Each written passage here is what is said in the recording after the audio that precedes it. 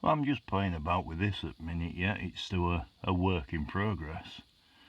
Because I decided I needed a kind of semi-automated thermostat for my heating.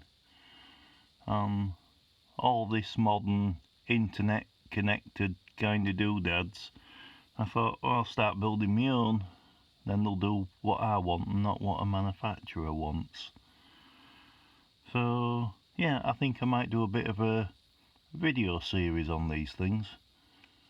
Because I don't know how much the posh ones cost, but I know some can cost hundreds of pounds, whereas this probably cost about £10 and has more features.